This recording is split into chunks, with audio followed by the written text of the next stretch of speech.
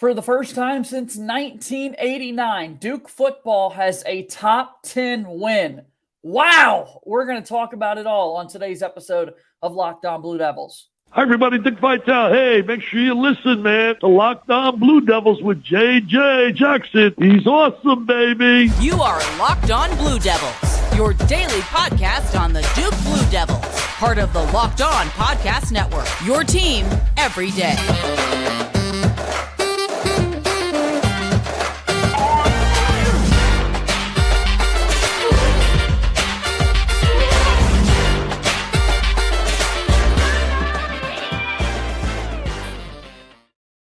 Hello, everybody, and welcome into another episode of the Locked On Blue Devils podcast. My name is JJ Jackson, and it's so great to have you here with us on this Tuesday, September 5th, 2023. We hope that everyone had an enjoyable Labor Day weekend with friends and family and really enjoyed last night's season-opening football game for the Duke Blue Devils. Duke knocks off Clemson 28-7, and we're going to talk about it all with our pal Josh Cox on today's show. If you haven't done so already, please be sure to follow this podcast for free wherever you get your podcast. Also, make sure that you watch our show daily on YouTube. Hit that subscribe button to our YouTube channel as your support continues to mean so much to us here at Locked On Blue Devils. Follow us on Twitter at LO_Blue Devils, and I'm on Twitter at _JJ_Jackson_.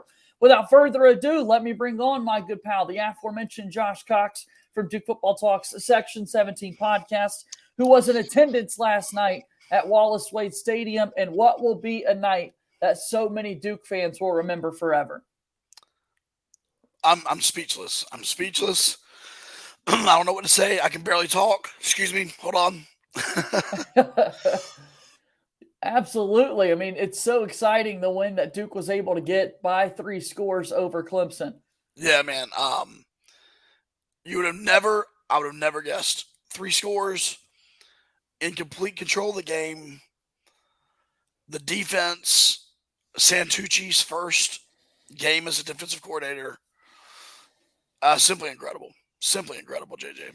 Yep. Yeah, going into it, so much talk about the Clemson side of things, and rightfully so. I mean, this is a program who's won 2 national championships in the last decade. It's a Clemson team that had Garrett Riley coming in to take over their offense, who's been one of the most renowned offensive coordinators in the sport for the last 3 seasons.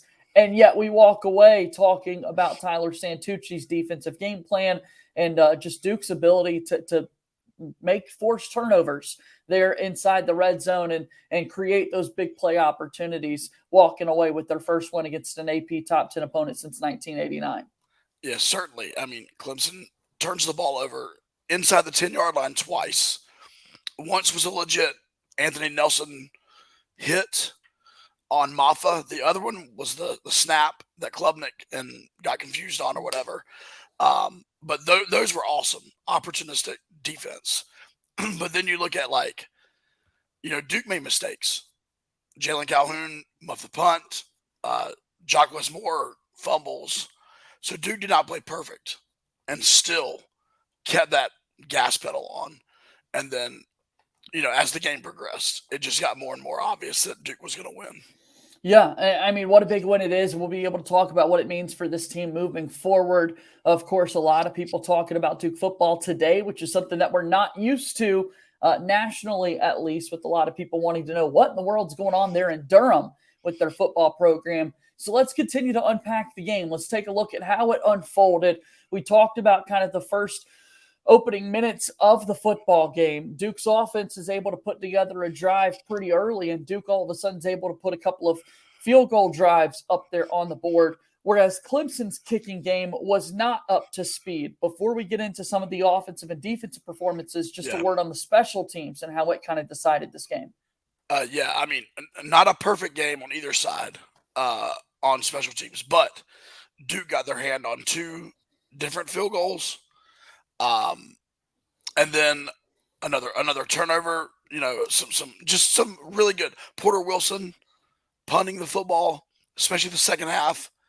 I mean, he boomed like an 80-yard punt, I believe, in the second half. And so, the Duke special teams played really well, aside from that muff punt. But the momentum is what it was, JJ. Duke gained that momentum. And that opening offensive drive, had they not had to review the Samir Hagen's fumble or not fumble, Duke had all the momentum and they were running no huddle. And I think we score a touchdown there if they don't have to stop that for a review. It just kind of broke all the momentum. But Todd Polino was perfect, from field goal and extra point. And Duke just, Duke really set themselves up well early on in the game, to your point. Set themselves up well to be in it in the second half. And not only were they in it, but they were ahead. Yeah, they won. They won at the end of the day. Duke football is 1-0 on the season, a win against Clemson, a big win when it comes to the ACC perspective. We can already have kind of big picture conference conversations about this Duke football team after 1 week against a team who has perennially been the king of the ACC the last few seasons. You really can't overstate the magnitude of what a win like this can do for the Duke football program going into the upcoming season. But as you said, or you want to comment on that, Josh? No, I mean, it puts things in perspective. You have UNC defeating South Carolina. You have Florida State defeating LSU. So good things for the ACC as a whole. But then you have teams that you had question marks about that maybe you think better or worse after week one. A lot of people will overreact. But NC State, what do they think about the UConn game? Louisville, others, Virginia, you know what I'm saying? Like things like that. So I really feel like Duke fans are probably very, very comfortable in saying, top 5, top 4 after week one, like we can be that. Yeah. Positive overreactions. I think the top 2 after 1 week of play in the conference would be Duke's win last night, of course, and then just what Florida State was able to do against what many believe will be a really talented LSU team there in the SEC, a dominant win for Florida State to open up their season. But taking a look at this Duke football team, they win by 3 scores. The country gets a better idea of who exactly Riley Leonard is at the quarterback position, and Duke walks away with a 3-score victory against Clemson. We continue our conversation about Duke football and more after our first time out here on today's episode of Locked On Blue Devils.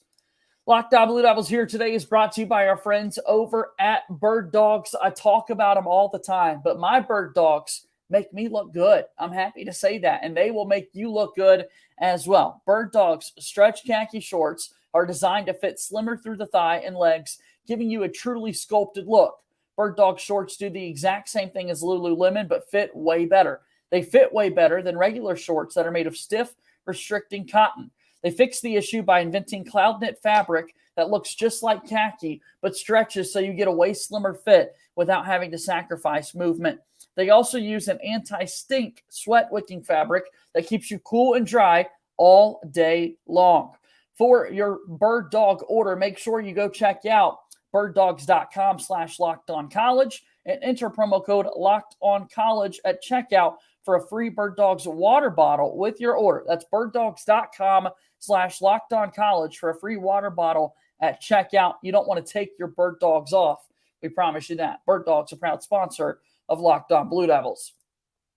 Moving forward here on today's episode of Locked On Blue Devils, JJ Jackson alongside my pal Josh Cox from Duke Football Talks Section 17 podcast. All right, QB1 for the Duke Blue Devils, Riley Leonard was a player that we certainly were very high on going into the year. A lot of the conference was, and yet the country's talking about Riley Leonard here today. Statistically, not one of his best performances that he's had in a Duke uniform, and yet here we are just amazed at his leadership leading this Duke football team to a massive win. Yeah, certainly. He had to pick his spots. He had to throw the ball away quite a bit. That defensive line was going to get to him. And so he was – I don't think he got sacked. Correct. I don't think he did. And he had to make some hurried throws. But all that aside, he didn't turn the ball over. When he needed it most, that second half touchdown run was just breaking the tackle. I mean, Robert Griffin III has called him, Vanilla Vic this morning. So, I mean, what can you say about that kid? He's a leader. The team follows him. He is just a positive spirit, and you love to see guys like that win. And man, I mean, nothing's better than that. Seeing a guy asking his professor for extra time on his homework, after a game, like, it's super cool, man. So cool. What an awesome player he is. And the country, again, with Duke being on national TV, they're getting to hear stories that we've heard about so frequently. ESPN's doing the feature about the "You Suck" bracelet that Riley wears and the text messages that he's getting from his mom before games to kind of bring him down to earth. We're seeing the basketball highlights from him in the ESPN broadcast when we've been well aware of what he was able to do on the hardwood coming out of Fairhope, Alabama. So just a really exciting player that was on the national stage last night and absolutely delivered. That touchdown run, though, we talked about his ability to run the football all last season. And then when Duke needed it most, a third down, needing to make a play, Clemson still kind of hanging around there, and you're just looking for another opportunity to break through. Riley Leonard comes up with it, man. 100%. Not a RPO or not a read there either. It was a called run for Riley Leonard around that right side, and he broke the tackle. I mean, at the end of the day, if he gets tackled there, who knows what happens with this game? But he breaks the tackle. And then you see we don't even need to say it, sneaky. It's not sneaky anymore. There's nothing about Riley Leonard sneaky. He's fast. He's strong. He's a leader. He's a great quarterback. So his true athleticism shows, outruns the DB, stays in bounds.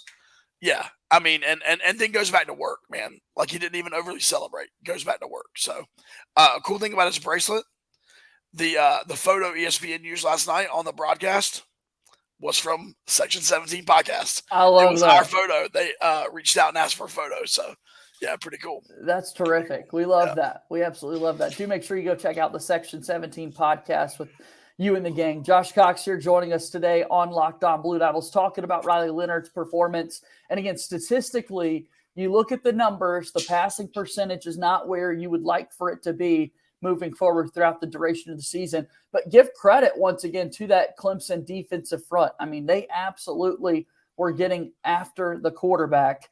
And Riley Leonard, I thought he made really remarkable decisions to throw it away, to extend plays, as opposed to taking those sacks. It's a little easy to see that pressure and fall down, but the next thing you know, you're creating 3rd and 18 situations instead of those 3rd and 10, and at least giving yourself a chance to make plays, and that's exactly what Riley did.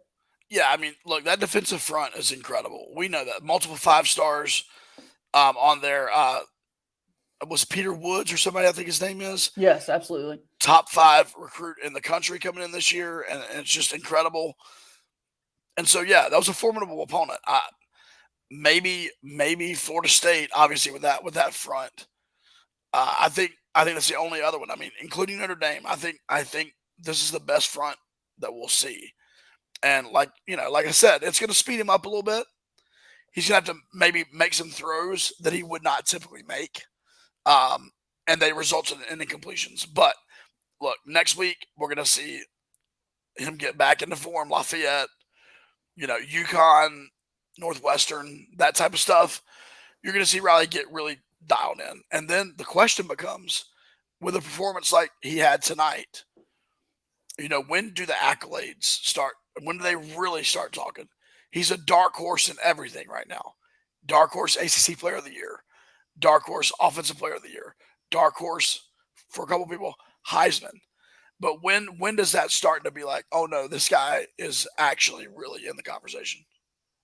We'll see. I think you got to put together some more performances like this. Obviously, yeah. I think Duke's schedule looking optimistic over the next few weeks with what this Duke football team could do. But then at the end of the month, that big game against Notre Dame, another opportunity for Duke to kind of set the stage. Before we move on, we do want to talk a little bit more about that defense and what's ahead for Duke football. We mentioned Leonard in the passing game. What about these wide receivers? Because it's Jalen Calhoun coming back for another season. It's Jordan Moore, who we talked about a lot this offseason. Eli Pankel, we expected him to be a big-time playmaker, but of course sustains the injury in fall camp. So everyone wants to know about the wideout room. What did you think of their performance last night? Yeah, I mean, I thought – I do feel like we were a little hesitant to go downfield There's probably multiple reasons for that.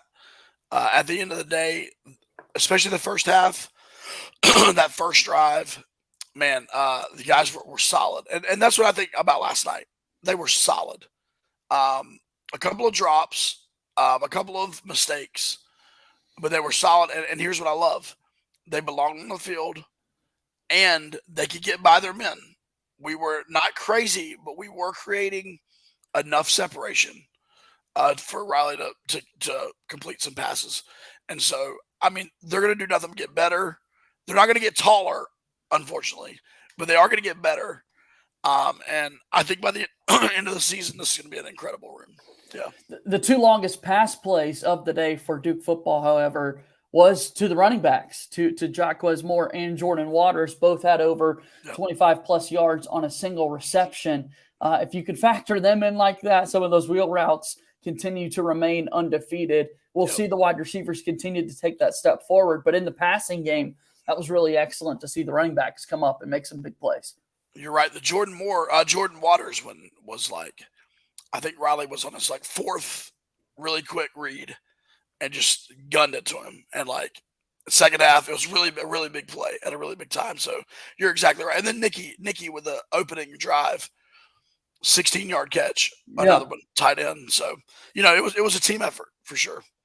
All right, let's talk about that defensive performance for Duke, holding Clemson to just 7 points. What a statement it was for the Duke football squad. And we'll talk about that a little bit more after our final timeout here on today's show. Locked On Blue Devils here today is brought to you by our friends over at FanDuel. FanDuel is really excited about the start of the NFL season. Just 2 days away, the reigning Super Bowl champion Kansas City Chiefs and the Detroit Lions will go head-to-head to get the season started on Thursday. You can get ready for the NFL season with incredible offers from FanDuel, America's #1 sports book. Right now, new customers can bet $5 and get $200 in bonus bets guaranteed. Plus, all customers who bet $5 will get $100 off NFL Sunday Ticket from YouTube and YouTube TV. Now is the best time to join FanDuel. The app is easy to use, and you could be on everything from spreads to player props, season-long picks. Who's going to win these tight division races? You can find all of that online and more. Visit FanDuel.com/lockedon to kick off the NFL season with an offer you won't want to miss. FanDuel is an official partner of the NFL. We move forward here on today's episode of Locked On Blue Devils. JJ Jackson alongside my pal Josh Cox from Duke Football Talk Section 17 podcast. College football is back. The NFL comes back in just 2 short days. Quickly, I got to know, how are you feeling about our in-state Carolina Panthers as they get ready to open up another season? Tell me, Josh. There we go. If you watch preseason football, you can't be too excited if you put stock in preseason. Yeah. If you don't put stock in preseason, you're like, okay, they're working out the kinks. We're going to see something different. I don't know. I believe if the offense can try to not do too much and really try to rely on that defense, some running game, decent. Not going to be a playoff team, but hopefully not a seller team. We'll see. We'll see what they're able to do. Excited for their season to get started next Sunday with a division game against the Falcons. All right, so let's talk Duke football. Duke football, of course, a big-time win last night over Clemson by 3 scores. Clemson, 7 points. 1 touchdown after the Duke turnover on the muffed punt. If you told anybody going into last night's game, I seriously mean anybody, if you told them Clemson's walking away with only 7 points, nobody would have believed you, and yet that's the case, Josh. Yeah, not just only 7 points. The only 7 points they got were from a Duke muff punt inside the 5-yard line. The only points they got. Unbelievable. Now, once again, I'm not trying to oversell this. The fumble, the second fumble from Klubnik on the exchange, Duke did nothing to force that, okay? But they did force the other fumble, and Duke did create some flags in the red zone for Clemson. The defense was stellar. I mean, they did a bend don't break for much of the second half. But it was incredible. And can I shout out Jeremiah Lewis returning to the Duke football program? here in fall camp from Northwestern, former Duke player. 11 tackles, a pass breakup, a fumble recovery. All over in his first game. Yeah. At safety. And so I think any question marks that Duke fans had about safety were answered last night. I think he's the guy, and then they'll rotate from there. I do also like this, JJ. I believe all throughout the game, there was a good rotation of defensive guys. That line was rotating all the time. Cam Dillon, Trey Freeman, Dorian Moosey, and Nick Morris Jr. rotating all the time. Now, Cam will be out the first half of the Lafayette game, so we may even see more rotation there. And then the secondary, I mean, it was awesome to see Miles and Al out there with Pickett and Rivers on the corners. Terry Moore getting some good time at safety. It was neat, man. It was really cool. I felt like we did not get tired, and we were ready in the fourth quarter. And ultimately, that's what you've got to be. The fumbles, and then, of course, Duke comes up with an interception late to seal the game. On Dorian Moosey comes away with an interception off of Cade Klubnik. So just really impressive with what Duke was able to do. And so many new faces, as you mentioned, were able to step up and kind of make plays. And that's got to be a positive thing moving forward with this Duke team. I got to let people know there are going to be teams this season that will score more than 7 points. Like, that's just going to happen. Go ahead and kind of be prepared for it. I think we did this last year. Josh, remember Duke starts the season off with a shutout, and we had to kind of let people know, wait a minute, teams are going to score this upcoming season. It's going to be okay. And now we just got to kind of push the brakes a little bit, but absolutely have the right to be optimistic for what this defense can do. Yeah, certainly. I mean, and last year, so many unknowns. Struggling opponent in Temple. This year, number 9 in the country, Clemson. I do believe the defense is better, deeper, and they're gonna be solid. And they've got a couple of weeks here to really kind of fine tune it. You know, I feel like as well. And then a couple of more shout outs, man. Like Chandler Rivers, incredible game. Yeah. Pass breakups, tackles. Brandon Johnson, man, our secondary last night they were just in the right place at the right time. Anyway, so just want to give a shout out there. It was really fun to watch. I spoke to Coach Santucci right before the game, and I was like, "Hey, man, no pressure," and he's like, "There never is." And I was like, "All right, man, you got this," and he fist bumped me. But like, that was his mentality. Like, no pressure. We're just going out and playing. And it reflected on the field with the players. I love that. Big game coming up for Duke on Saturday as they look to move to 2-0 on the season. Again, a couple of non-conference games here for the Blue Devils. We'll be able to talk about those in the days to come and what to expect from this Duke team moving forward. Give me one plug for the Section 17 podcast, Josh. Yeah. Labor Day was a busy day for us. A lot going on. If you're new to Duke football, give us a follow at Duke FB Talk. We have a podcast, Section 17 podcast, and we'd love for you to listen, watch. We're on YouTube now. You can find us Facebook, Instagram, TikTok, Twitter, YouTube. We'd love 5-star ratings and reviews wherever you can do that. YouTube, subscribe, like, everything, just like you do for Locked On. And so we're looking forward to bringing content every week at Section 17 podcast. So it's a Duke show here that we have with Locked On. You guys focus primarily on football, only on football with the Section 17 podcast. So before we go, I'm obligated to give a little Duke basketball rundown. And I'll just say, shout out to the basketball team. They were there last night. Yes. All over the place. Derek Lively, the second's back in town before he starts his rookie season in the NBA. A couple of recruits were there for Duke. I mean, that was pretty cool to see the basketball team supporting too. Yeah, I mean, and we saw Coach Lucas, Will Avery. They were both there as well. Yeah, Mark Mitchell, Tyrese Proctor, and then D Live, man. I mean, he was leading the student section, and we actually got to talk to him a little bit, and just it was really neat to see that. You know, at the end of the day, we understand the climate at Duke, and we understand basketball's role. But when you can see the basketball team supporting the football team, and vice versa, when you see those high profile guys supporting football, it's really cool, man. It lets people know that there's workings inside of the athletic department of helping one another and supporting one another, and that's really cool. Josh, it's great to see you as always. Looking forward to talking again soon, okay? JJ, thanks, man. Have a great day.